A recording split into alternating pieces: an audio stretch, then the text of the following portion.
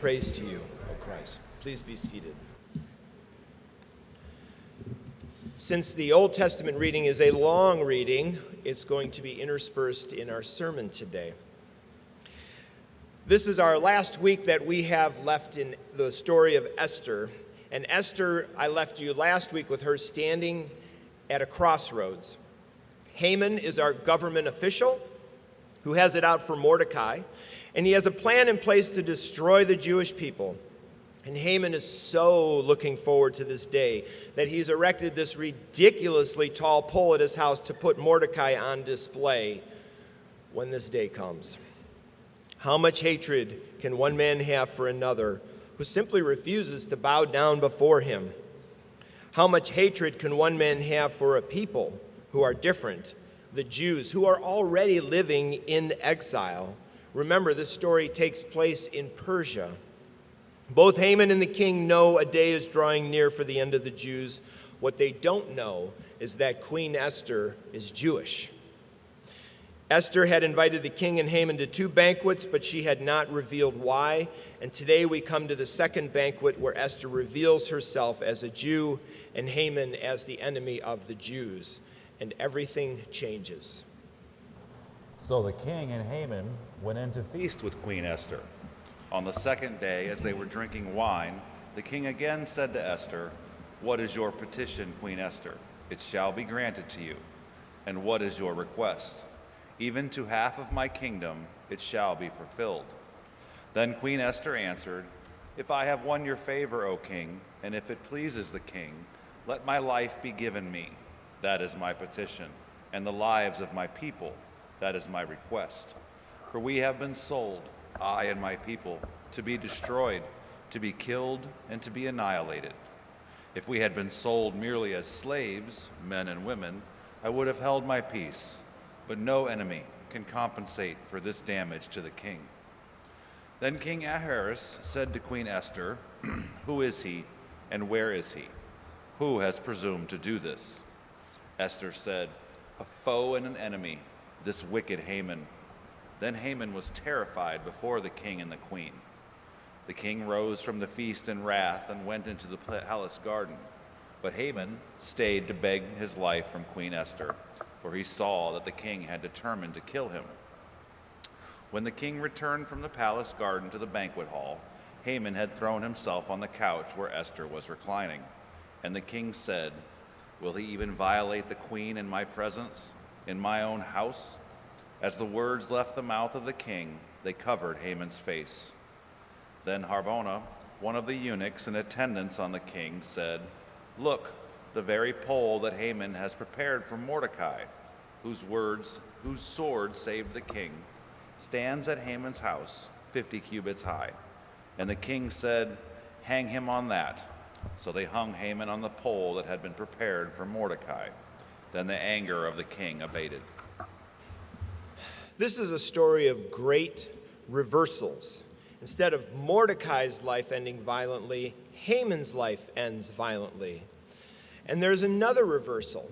At Esther's urging, the king has another decree made that on the very day marked for the Jews' annihilation, the Jews are to defend themselves against their enemies. The 12th month, which is the month of Adar, on the 13th day, when the king's command and edict were about to be executed, on the very day when the enemies of the Jews hoped to gain power over them, but that had been changed to a day when the Jews would gain power over their foes.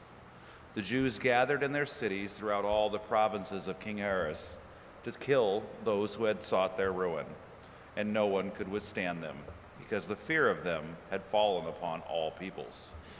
It is a troubling text of violence, but it's meant to emphasize the great reversal that the book of Esther reveals. The Jews are in exile, powerless, living in a conquering nation. They've faced the possibility of extermination, but come through the ordeal alive. Their lives are spared. Furthermore, those who plotted evil and wished for their ending had their plans turned against them. God remains faithful even in the face of evil. And there is another reversal. Instead of tragedy, the celebration of Purim is started and continues to this day.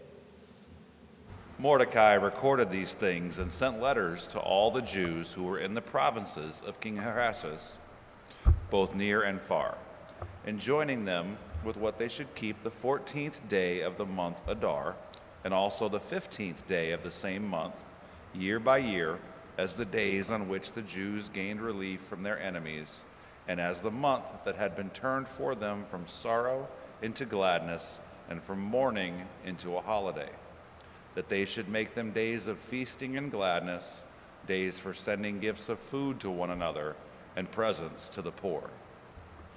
25 centuries, 2,500 years have passed since Esther lived in Persia. Babylon has fallen, Persia has fallen, Rome has fallen, the Third Reich has fallen, yet the Jewish people remain because God is faithful through every empire. Queen Esther, daughter of Abihail, along with Mordecai the Jew, gave full written authority confirming this second letter about Purim.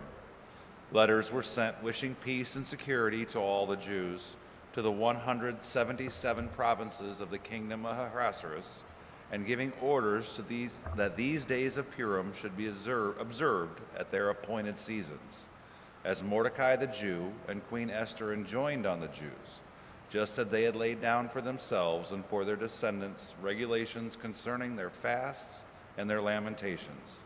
The command of Esther fixed these practices of Purim, and it was recorded in writing. God is faithful to God's people. Even when God seems hidden, God is never absent. Divine faithfulness undergirds Esther's story and continues to give hope to Jews and Christians alike. Isaiah chapter 43, verse 1, "Do not fear, for I have redeemed you. I have called you by name. You are mine." Hebrews from the New Testament, chapter 13, verse 5, quotes this promise, "I will never leave you or forsake you." So what is our response? Remember from last week's sermon, Mordecai has faith in God, even if that does not mean that he will be saved from the coming slaughter. Again, most people assume faith means if I trust God, everything will work out. Mordecai believes, and he knows something deeper. Whether I live or die, God remains faithful. God remains faithful whether we live or die. This is the kind of faith Mordecai has and calls Esther into. Now, Esther's story is one of great reversal. Those who were to die lived, and those who planned the deaths of others died themselves. But there's another great reversal that we hold on to. Though Jesus died on the cross, he lives for you and for me. Romans 14, verses 7 to 8. We do not live to ourselves, and we do not die to ourselves. If we live to the Lord, and if we die to the Lord. So then whether we live or whether we die, we are the Lord's.